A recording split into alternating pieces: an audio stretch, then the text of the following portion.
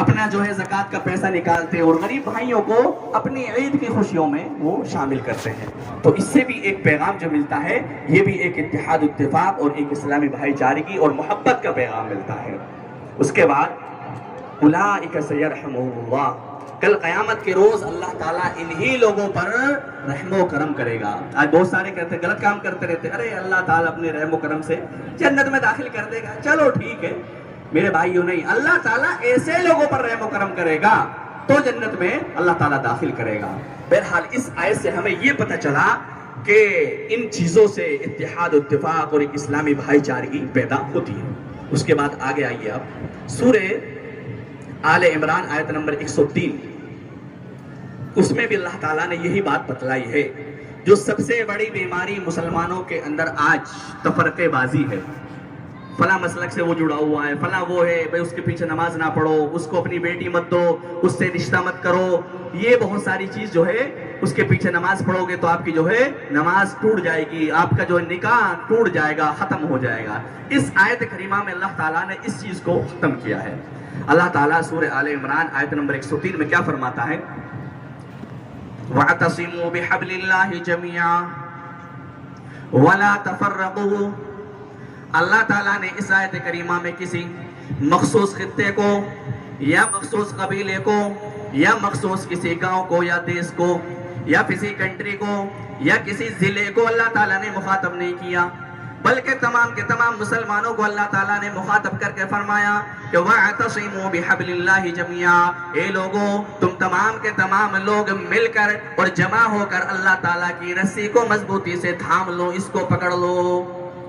رسی یہ والی رسی نہیں، کبھی آپ یہ سمجھتے ہو یہ جو لٹک رہی ہے یا پھر جو ہے چارپائی میں ہم لوگ باندھتے ہیں کہ یہ رسی اس کو پکڑ لو جنت میں چلے جاؤ. رسی سے یہاں مفسرین نے جو مراد لیا ہے وہ قرآن اور حدیث کو لیا ہے. دیکھیے اللہ تعالیٰ نے کتنے اچھے انداز سے سمجھایا. پہلے بیماری ہوتی ہے، بیماری کا علاج بتلایا، بیماری بعد میں، علاج پہلے. کیا علاج یہ ہے کہ وَاعْتَصِمُوا بِحَبْلِ اللَّهِ جَمِيعًا، تم کیا ہے قرآن حدیث کو جو ہے مضبوطی سے تھام لو، یعنی کہ اس پر عمل کرو، اس پر اپنی زندگی کو جو ہے ڈھالو، قرآن حدیث کو فالو کرو. یہ جو ہے کیا ہے اللہ تعالیٰ نے علاج بتلایا ہے، یہ علاج ہے. اور وَلَا تَفَرَّقُوا، یہ بیماری ہے، یعنی کہ تفرقے بازی نہ کرو. بات سمجھ میں آ رہی ہے آپ لوگوں؟ میں آپ کو سمجھا رہا ہوں. یہ آج کل جو ہے پروگرام زیادہ کیا ہوتے ہیں کہ ارے یار بڑا مزہ آیا، بڑا مزہ آیا، ارے یار اس مولانا کی بڑی تقریر. اب اس سے پوچھا جائے بھائی کیا مزہ آیا، بھائی یہ پتہ نہیں کیا مزہ آیا، بس یہ کہ ہاں مزہ آیا. یہ سمجھ میں نہیں آئے کہ کیا بولے کیا نہیں بولے، بس مزہ آیا. تو میرے بھائیو، مزہ لینے کے لیے تقریر نہیں سننی چاہیے، بلکہ عمل کرنے کے لیے کہ فلاں مولانا نے کیا بات سمجھائی ہمیں اور کس بات سے ہمیں جو ہے عبرت حاصل کرنی چاہیے اور اپنی زندگی میں اس بات کو ہمیں ڈھالنا چاہیے. اب ایسے تو بہت سارے ہر جگہ پہنچ جاتے پروگرام سننے کے لیے اور عمل کچھ نہیں. تو یہ پروگرام کا فائدہ کیا ہو، تقریر کا فائدہ کیا ہو؟ آپ توہین کر رہے ہو. پھر تو اس کا مطلب یہ ہے کہ آپ صرف مزہ لینے کے لیے تقریر سننے جاتے ہو. تو آپ کہیں بھی چلے جاؤ پروگرام سننے کے لیے، لیکن عمل نہیں تو بیکار ہے. تو عمل ضروری ہے. تو کیا ہے بیماری؟ وَلَا تَفَرَّقُوا. یہ جو تفرقہ بازی آپ دیکھ رہے ہو سماج اور معاشرے کے اندر کہ فلاں بورڈ پر لکھ دیا گیا فلاں لوگ اس مسجد میں انٹری نہیں کر سکتے، فلاں لوگ نماز نہیں پڑھ سکتے، نہیں تو قانونی کارروائی کری جائے گی. اس طرح کے مسلمان کے لیے الفاظ لکھتے ہیں. تو ان چیزوں کو اللہ تعالیٰ نے بیماری اس قرآن میں جو ہے وَلَا تَفَرَّقُوا، یہ تفرقہ بازی یہ بیماری ہے آج مسلمانوں کے درمیان. تو اس کو ختم کیا ہے. یہ جب ختم ہوگی جب مسلمان قرآن حدیث کو اپنا لے گا، قرآن حدیث پر عمل کرنے لگ گیا، یہ تفرقہ بازی ختم. اب قرآن حدیث کو چھوڑ دیا اور ملا مولویوں کی جو ہے باتوں میں لگ گئے، جو آج پیر صاحب بنے ہوئے ہیں اور بڑی بڑی توندے نکالے ہوئے ہیں اور پیسے کے لیے جو اس طرح پین چلاتے ہیں اور لوگوں کو گمراہ کر رہے ہیں. اگر ان لوگوں کے چکر میں پڑ گئے اور قرآن حدیث کو چھوڑ دیا تو ایسے ہی جو ہے تفرقوں میں بٹتے رہیں گے. اس کے بعد آگے اللہ تعالیٰ نے فرمایا، کتنی اچھی بات بتائی. دیکھیے وَاذْكُرُوا نِعْمَةَ اللَّهِ عَلَيْكُمْ إِذْ كُنْتُمْ أَعْدَاءً. او لوگو تم اللہ تعالیٰ کی اس نعمت کو بھی یاد کر لو. اذ کنتم اعداء، جب تم آپس میں ایک دوسرے کے لیے عداوت رکھتے تھے، آپس میں تم ایک دوسرے کے لیے دشمنیاں رکھتے تھے، آپس میں تم ایک دوسرے کے کٹڑ دشمن تھے. اذ کنتم اعداء فألف بین قلوبکم. لیکن اللہ تعالیٰ نے اللہ کے نبی کو دنیا میں بھیج کر اور قرآن کو حضرت جبرائیل علیہ السلام کے ذریعے سے اس دنیا میں اللہ کے نبی پہ وحی کے ذریعے سے بھیج کر اللہ تعالیٰ نے نبی اور قرآن کو بھیج کر یہ اتنا بڑا احسان کیا ہے امت محمدیہ پر.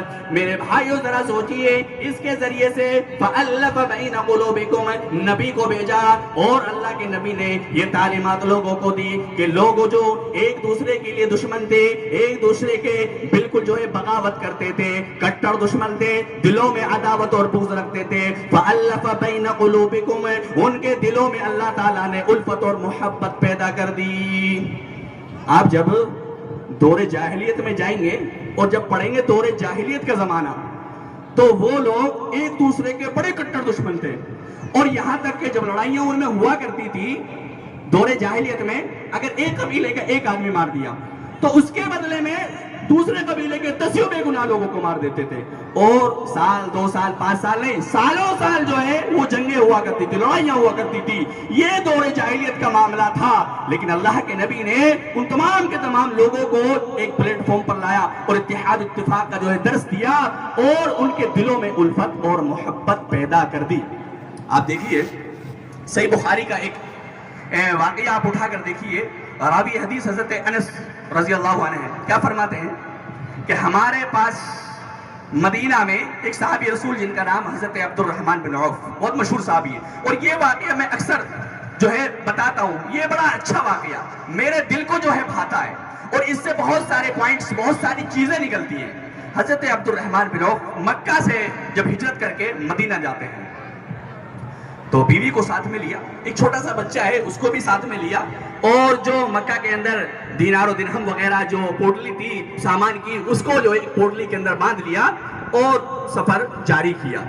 حضرت عبد الرحمن بن عوف جب مکہ سے ہجرت کر کے مدینہ کے لیے جانے کے لیے تیار ہوئے، بیوی کو بھی ساتھ میں لیا، چھوٹا سا بچہ ہے اس کو بھی ساتھ میں لیا، اور جو ساز و سامان تھا اس کو بھی ساتھ میں لے لیا۔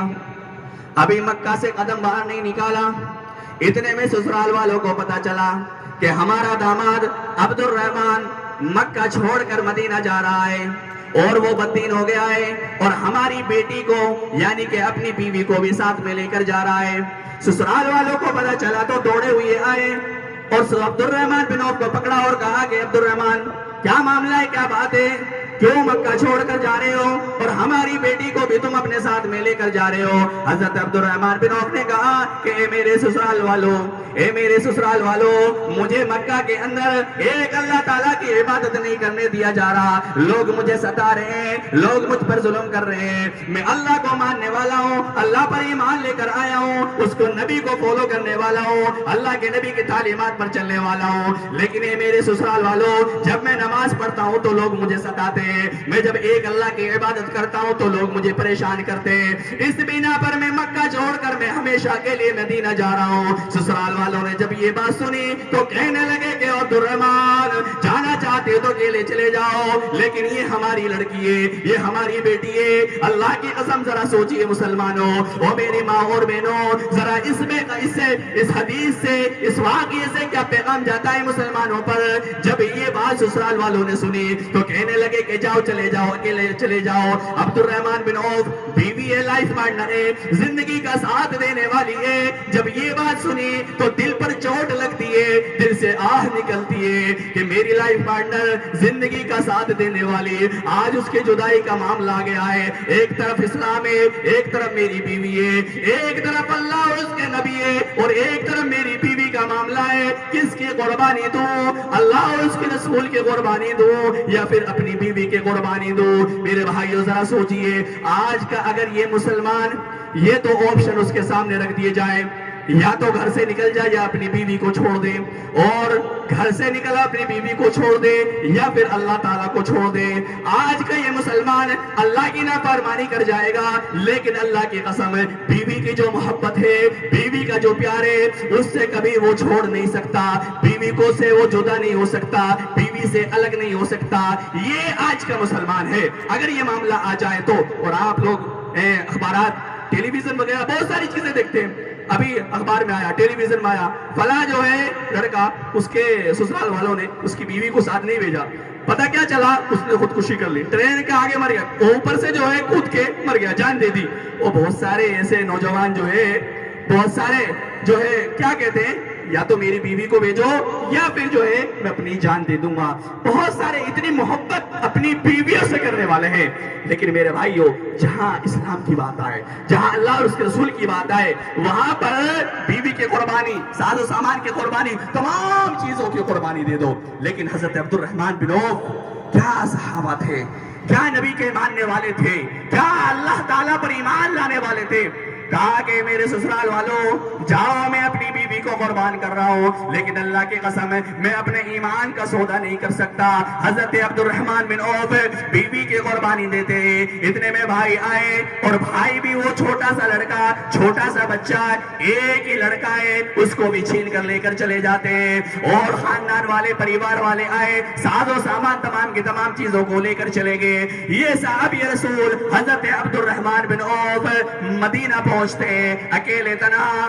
اللہ کے نبی صلی اللہ علیہ وسلم نے حضرت عبد الرحمن بن عوف کو دیکھا، لبوں پر پپڑی جمی ہوئی ہے، پیروں سے خون نکل رہا ہے۔ یہ حالت حضرت عبد الرحمن بن عوف کی ہے۔ اللہ کے نبی نے کہا کہ عبد الرحمن کیسے آنا ہوا، کیا بات ہے، کیا معاملہ ہے، بڑے پریشان نظر آ رہے ہو، بڑی مصیبت میں نظر آ رہے ہو۔ کہنے لگے کہ اللہ کے نبی صلی اللہ علیہ وسلم مجھ سے میری بیوی کو چھین لیا گیا، اے اللہ کے نبی مجھ سے میری اولاد کو جدا کر دیا، مجھ سے جو ساز و سامان جو میں نے مکہ میں رہ کر کمایا تھا، اے اللہ کے نبی اس کو بھی مجھ سے چھین لیا گیا۔ تنہا اکیلا مکہ سے ہجرت کر کے آپ کی خدمت میں آ گیا ہوں، اے اللہ کے نبی میں تمام چیزوں کی قربانی دے کر آپ کی خدمت میں آ گیا ہوں۔ اللہ کے نبی نے حضرت عبد الرحمن بن عوف کو دیکھ کر کہا کہ عبد الرحمن جو تم یہ سودا کر کے آئے ہو، بڑا ہی سستا سودا کر کے آئے ہو، تم جو یہ سودا کر کے آئے ہو، اپنی بیوی کو قربان کر دیا، بیٹے کو قربان کر دیا، ساز و سامان کو قربان کر دیا، لیکن تم نے اپنے دین کا سودا نہیں کیا۔ تم تمام آزمائشوں میں تم پورے کے پورے اترے، تم نے جو سودا کیا ہے وہ بہت ہی سستا سودا کیا ہے۔ یہ حضرت عبد الرحمن بن عوف ہے۔ اور جو میں آپ کو اس واقعے سے جو پیغام دینا چاہتا ہوں، جو میسج جو ہے دینا چاہتا ہوں، وہ یہاں پر جو ہے صحیح بخاری کے اندر راوی حدیث حضرت انس فرماتے ہیں کیا کہ جب یہ شخص تنہا اکیلا مدینہ کے اندر آیا تو اس کے پاس کچھ نہیں تھا، رہنے کے لیے جگہ نہیں، کھانے کے لیے پیسہ نہیں، ساتھ میں بیوی نہیں، ساتھ میں بچہ نہیں، اکیلے تنہا جو ہے مدینہ آئے ہیں۔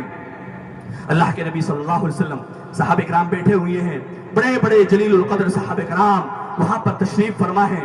اللہ کے نبی نے قرآن کی ایک آیت پڑھی سورہ حجرات کی، کیا انما المؤمنون اخوہ، کیا اللہ کے نبی صلی اللہ علیہ وسلم نے تمام صحابہ کرام کے سامنے یہ قرآن کی آیت تلاوت فرمائی کہ انما المؤمنون اخوہ، کہ تمام کے تمام مومن آپس میں ایک دوسرے کے بھائی بھائی ہیں۔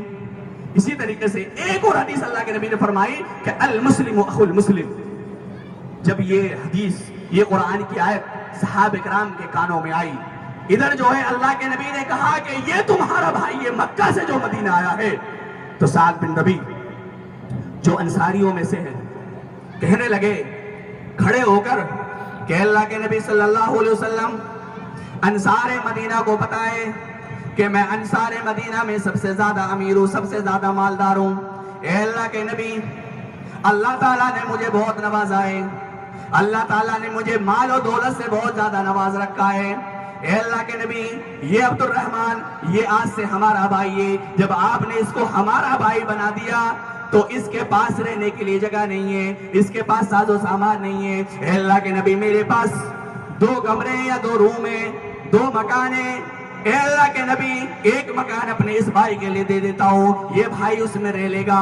اے اللہ کے نبی، میرے پاس 2 بیویاں ہیں، کتنی؟ 2 بیویاں ہیں۔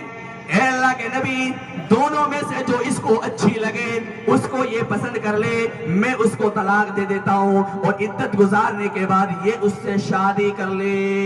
سبحان اللہ، دیکھیں کتنی بڑی بات بتلائی، کتنی بڑی بات کہی حضرت سعد بن ربیع نے۔ کیا کہا کہ 2 بیویاں ہیں، اور دیکھیے اس میں ایک پوائنٹ ہے، کیا ہے وہ پوائنٹ؟ یہ بھی کہہ سکتے تھے کہ اللہ کے نبی 2 بیویاں ہیں، طلاق دے دیتا ہوں ایک کو اور ایک کو شادی کر لیں، لیکن کیا کہا کہ 2 بیویاں ہیں، دونوں میں سے چوائس، پسند جو اچھی لگے اس سے شادی کر لیں۔ آج کل کیا ہوتا ہے، جو ہماری نظر میں ریجیکٹ چیز ہوتی ہے اس کو آج ہم سامنے والے کو دیتے ہیں. کوئی غریب ہی آ گیا, کوئی بیچارہ مستحق آ گیا, کوئی سائل آ گیا. اب جو ہمارے گھر کے اندر پھٹی پرانی بالکل ریجیکٹ جو چیز ہوتی ہے گھر میں رکھی ہوئی, اس سائل کو یا اس مستحق جو اس کے جو ہے محتاج ہے اس کو آج ہم لوگ دے دیتے ہیں. یہ آج ہم مسلمانوں کی سوچ ہے. لیکن کیا کہا سعد بن ربیع نے کہ دونوں میں سے جو اچھی لگے اس کو میں طلاق دے دیتا ہوں اور عدت گزارنے کے بعد شادی کر لے. اس کے بعد کہنے لگے کہ اللہ کے نبی, میرے پاس جو ساز و سامان ہے اس کے میں 2 حصے کرتا ہوں. ایک حصہ میں اپنے بھائی کے لیے دے دیتا ہوں اور ایک حصہ میں اپنے بال بچوں کے لیے رکھ لیتا ہوں. اتنی بڑی قربانی کوئی دے سکتا ہے بھائی؟ میری نظر میں تو کوئی ایسا الا ماشاءاللہ کوئی ہوگا جو اتنی بڑی قربانی دے. اور بہت سارے تو کیا ہے موقع کا فائدہ بھی اٹھا لیتے ہیں. چلو بھائی بیوی بھی مل رہی ہے, ساز و سامان بھی مل رہا, مکان بھی مل رہا, بن کمائے جو ہے فائدہ اٹھا لو. بہت سے ایسے بھی ہوتے ہیں. لیکن یہ صحابی رسول ہے, قربان جائیں ایسے صحابہ کرام پر. کیا کہا؟ بارک اللہ لک فی اہلک و مالک. کیا صحابہ کرام تھے. آج صحابہ کرام کی تعلیمات پر اگر ہم چل کے دکھائیں تو میرے بھائیوں, آج کے سماج اور معاشرے سے وہ عداوت, وہ بغض, وہ کینہ, وہ کپٹ جو آج ہم مسلمان دلوں میں لے کر مسجدوں میں جاتے ہیں.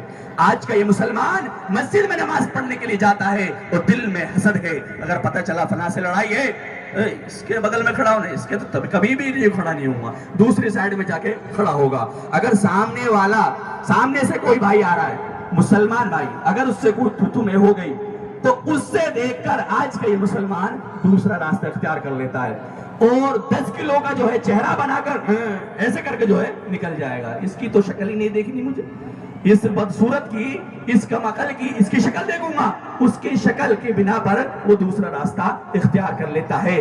یہ مسلمانوں کا کلچر ہے. آپ جو ہے اللہ کے نبی صلی اللہ علیہ وسلم سید ترمذی کے اندر یہ حدیث آئی ہے, اللہ کے نبی فرماتے ہیں کہ لا تحقرن من المعروف شیئا, کہ تم نیکی کے کسی کام کو جو حقیر مت سمجھو. ولو ان تلقا اخاک بوجهک, یہاں تک کہ جب تمہارا بھائی تمہارے سامنے سے آئے تو اس سے حشاش بشاش چہرے کے ساتھ ملو. یعنی کہ اگر ہمارا مسلمان بھائی سامنے سے آ رہا ہے, بات سمجھ میں آ رہی ہے آپ لوگوں کے, تو اس سے ملو تو چہرے پہ مسکراہٹ ہونی چاہیے, چہرے پر اسمائل ہونی چاہیے, تھوڑے لبوں پر جو ہے کیا ہے ایک مسکراہٹ ہونی چاہیے جب سامنے والے سے ملو کہ ہمارا بھائی آ رہا ہے. لیکن آج یہ چیز مسلمانوں میں نہیں, مسلمان کلچر میں نہیں, آج یہ غیروں میں ہے, آج یہ غیر لوگوں میں. ابھی آپ جو ہے کسی بڑی سٹی میں چلے جاؤ اور یہودیوں کو یا عیسائیوں کو, جن کو ہم اپنی لینگویج میں یہ بھی بول دیتے انگریز, ان کو دیکھو. دلی میں بارہا جب ہم دلی میں پڑھتے تھے تو کئی بار جامع مسجد میں جو ہے گھومنے کے لیے جاتے تھے, لال قلعے میں بھی کئی بار جانا ہوا, تو وہ لوگ گورے گورے لوگ جب ہمیں دیکھتے تھے ٹوپی سر پہ کرتا پاجامہ پہنے ہوئے تو ہمیں دیکھ کے مسکراتے تھے, ہمیں دیکھ کے جو ہے لبوں پر ایک اسمائل چھوڑ کے جاتے تھے. اور بہت سارے لوگ تو ہمارے فوٹو بھی لیتے تھے. تو ہمارے دلوں میں کیا آتی تھی کہ یار بتاؤ کتنا اچھا آدمی ہے, جان نہ پہچان, پہچانتا بھی نہیں, اور پھر دیکھو مسکرا کر گیا ہے, ایک اسمائل دے کر گیا ہے. تو دل میں جو ہے آٹومیٹکلی محبت پیدا ہوتی ہے اور دل میں اس کی تعریف کے جو ہے بلندہ انسان جو ہے بڑھتا چلا جاتا ہے, باندھتا چلا جاتا ہے. اگر کوئی انسان یہ پوزیشن اگر سامنے والے کے سامنے رکھتا ہے تو. لیکن یہ جو پیغام, جو میسج اللہ کے نبی صلی اللہ علیہ وسلم نے امت محمدیہ کے لیے دیا ہے کہ اپنے بھائی سے ملو تو حشاش بشاش چہرے کے ساتھ ملو, اس نیکی کو بھی حقیر مت سمجھو, یہ بھی ایک صدقہ ہے, مسکرانا ایک صدقہ ہے. تو یہ جو ہے تعلیم آج غیروں نے اپنا لی ہے. آج یہ لوگ غیروں میں, آپ جب آپ جائیے دکانوں پر کپڑے خریدنے کے لیے یا شاپنگ کرنے کے لیے, ایک مسلمان کے یہاں چلے جائیے دکان پر, 2-4 کپڑے اس نے آپ کے سامنے کھول دیے, آپ کو پسند نہیں آئے, کہہ رہے بھائی اچھے نہیں لگ رہے, چلو یہاں سے.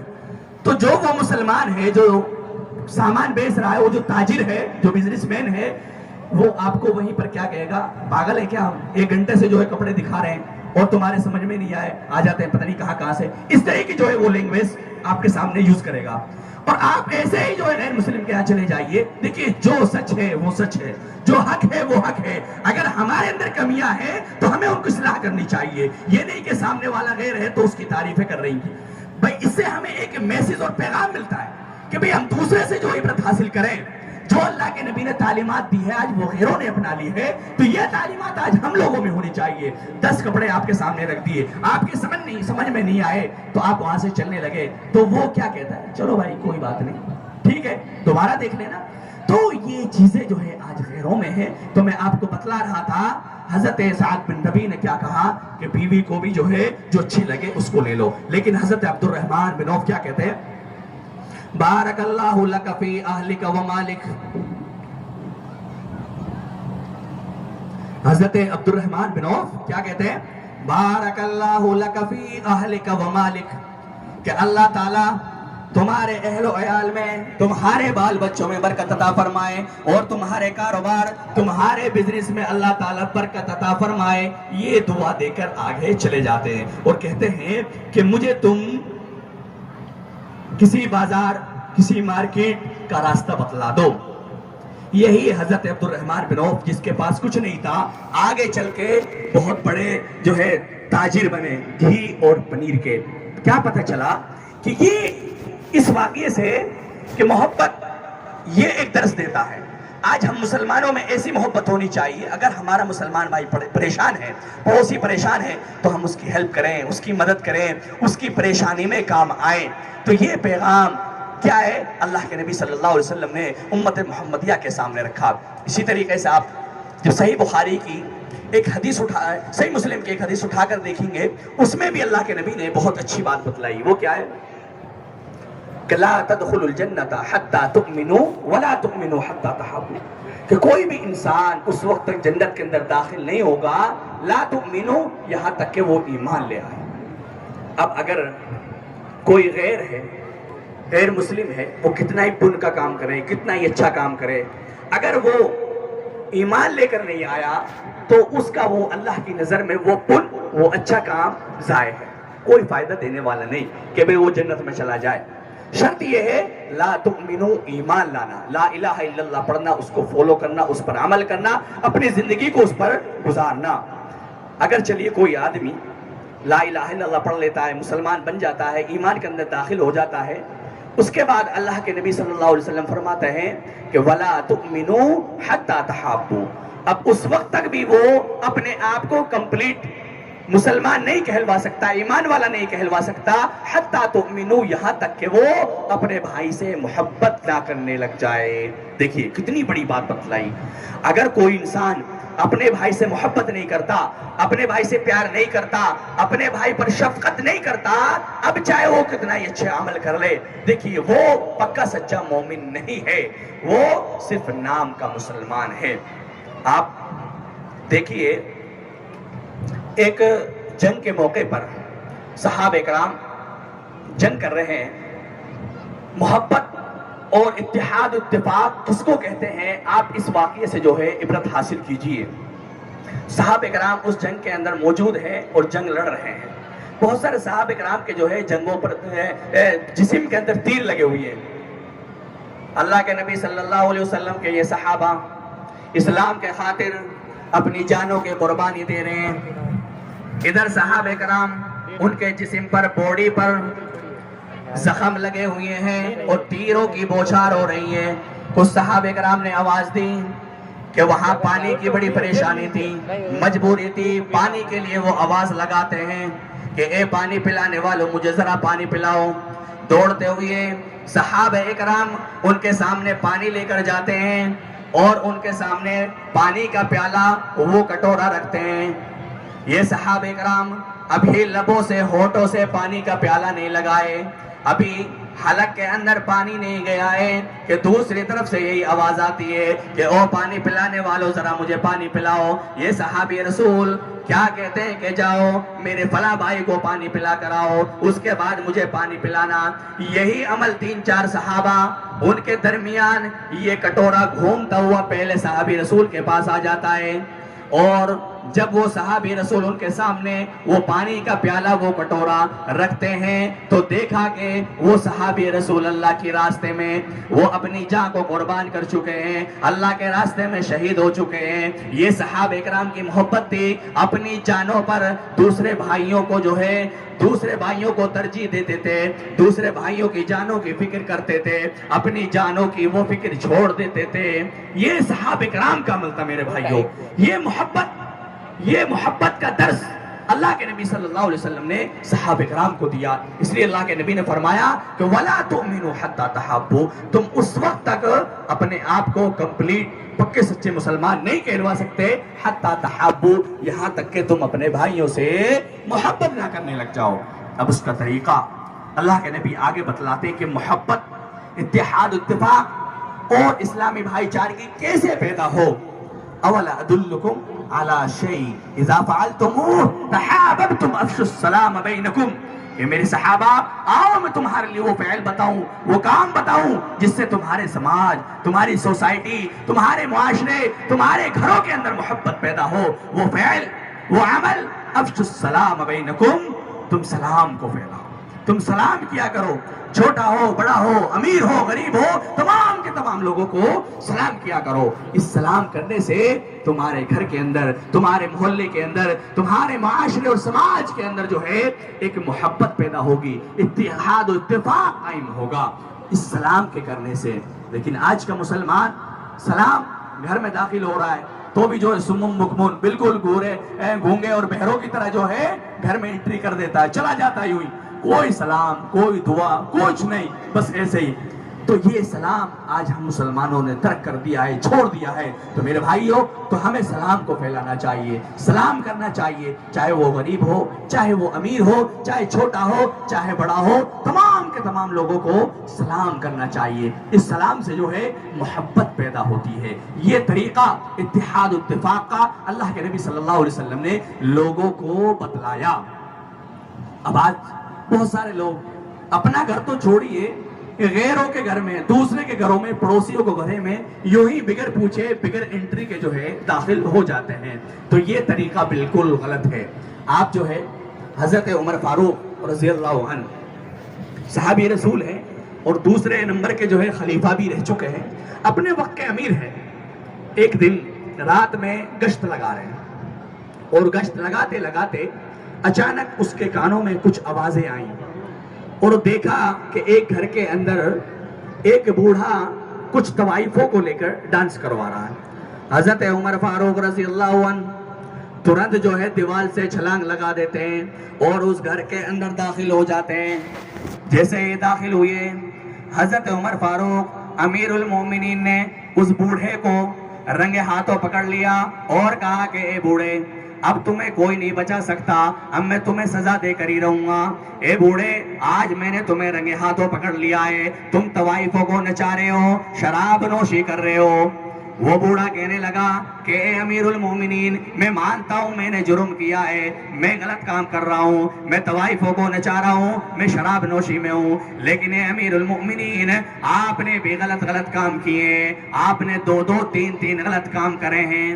یہ بزرگ، یہ بوڑھا جو خود مجرم ہے، وہ حضرت عمر فاروق کو جو وقت کے امیر ہیں ان کو کہہ رہا ہے کہ تم بھی مجرم ہو۔ حضرت عمر فاروق نے اس کا ہاتھ چھوڑا اور کہا کہ میری غلطی بتا، میں نے کیا غلطی کری ہے تاکہ میں اپنی اصلاح کروں۔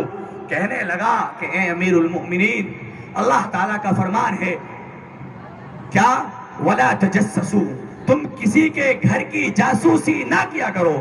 سب سے پہلے آپ نے میرے گھر کی جاسوسی کری، اور دوسری چیز اللہ کے نبی صلی اللہ علیہ وسلم نے فرمایا کہ جب بھی تم کسی کے گھر کے اندر داخل ہو تو پہلے دستک دو، پہلے گھنٹی بجاؤ، دروازے کو بجاؤ، اور اگر اندر سے اجازت ملتی ہے تو جاؤ۔ آپ تو ڈائریکٹ میرے گھر کے اندر داخل ہو گئے، وہ بھی چھلانگ لگا کے، اور آپ نے، اللہ کے نبی صلی اللہ علیہ وسلم کا فرمان ہے کہ جب بھی کسی کے گھر کے اندر داخل ہو تو سلام کیا کرو، سلام کر کے داخل ہو۔ آپ جو ہے بغیر سلام کے، نہ سلام ہے نہ دعا ہے، ڈائریکٹ جو ہے میرے گھر کے اندر داخل ہو گئے۔ اے امیر المؤمنین، آپ نے تو تین جرم کیے ہیں، تین غلطیاں کری ہیں۔ حضرت عمر فاروق نے اس کا ہاتھ وہیں سے چھوڑا اور وہیں سے واپس چلے گئے. کچھ سال کچھ عرصے بعد تقریباً 4 سال کے بعد وہ بوڑھا امیر المؤمنین کے جو ہے عدالت میں آیا کچھ مدد کے لیے. حضرت عمر فاروق نے اس کو پہچان لیا اور انگلی کے اشارے سے اس کو بلایا اور ایک سائیڈ میں لے کر چلے گئے. پہچاننے کے بعد ایک سائیڈ میں لے گئے اور لے جانے کے بعد کہا کہ اے بزرگ، اے بوڑھے، اب بھی تمہارے پاس ٹائم ہے، اب بھی وقت ہے، سدھر جاؤ، اللہ تعالیٰ سے توبہ کر لو. اب بھی تم اپنے غلط کاموں کو چھوڑ دو، برے کاموں کو چھوڑ دو. یعنی کہ اس کی اصلاح کر رہے ہیں، اس کو دعوت، اس کو تبلیغ کر رہے ہیں. یہ تبلیغ کا انداز ہونا چاہیے کیا جو حضرت عمر فاروق ایک بزرگ کو ایک سائیڈ میں لے جا کر رہے ہیں. آج ہمارا انداز، ہمارے بزرگوں کا انداز، آج ہمارے نوجوانوں کا انداز کیا ہے؟ اگر کوئی نیا نوجوان نماز سے جڑا ہے، مسجد میں آ رہا ہے، اس کو نماز کا طریقہ نہیں پتا، سلیقہ نہیں پتا، اب اس نے اگر نیت آگے پیچھے کر لی یا رفع الیدین آگے پیچھے کر لیا تو اس کو وہی کہ وہی ترنت جو ہے آن دا اسٹاپ جو اس کو فیصلہ سنا دیں گے کہ بھائی یہ کیا کر رہے ہو، یہ کون سا طریقہ ہے، اتنے بڑے ہو گئے تمہیں نماز پڑھنے نہیں آتا. یعنی کہ 100 باتیں اس کو سنا دیں گے. پتا چلا وہ آدمی اپنے آپ کو یہ سمجھے کہ میری اس نے بے عزتی کری ہے، کل سے وہ نماز پڑھنے نہیں آئے گا. اگر کوئی بھائی، کوئی ہماری ماں اور بہن غلط کام میں ہے، برے کام میں، اس کو آپ اکیلے میں سمجھائیے، تنہائی میں سمجھائیے. تو حضرت عمر فاروق اسے اکیلے لے گئے، ایک سائیڈ میں لے گئے، ایک طرف لے گئے اور کہا کہ اے بوڑھے، برائیوں سے توبہ کر لو، اب بھی وقت ہے، اب بھی ٹائم ہے. اور دوسری چیز، تم جو وہ غلط کام کرتے ہو، اللہ کی قسم میں اپنے رب کو گواہ بنا کر کہتا ہوں کہ وہ تمہارا برا عمل، وہ برا کام میں نے آج تک کسی کو نہیں بتلایا، آج بھی وہ میرے سینے میں محفوظ ہے. کتنی اچھی بات حضرت عمر فاروق اس بوڑھے سے کہہ رہے ہیں. آج تو اگر یہ مسلمان کسی کو برے کام میں ملوث دیکھ لے، کسی برے کام میں دیکھ لے، تو جب تک اس بات کو شیئر نہیں کر لے گا، لوگوں کو نہیں بتلا دے گا، پیٹ میں جو ہے چوہے کودتے ہیں انسان کے، جیسے کہ پیٹ میں بھوک کی وجہ سے تڑپ ہوتی ہے، ایسے وہ تڑپ ہوتی ہے. یار آج اس کو دیکھ لیا میں نے، کس کو بتاؤں، کس کو جا کر بتاؤں؟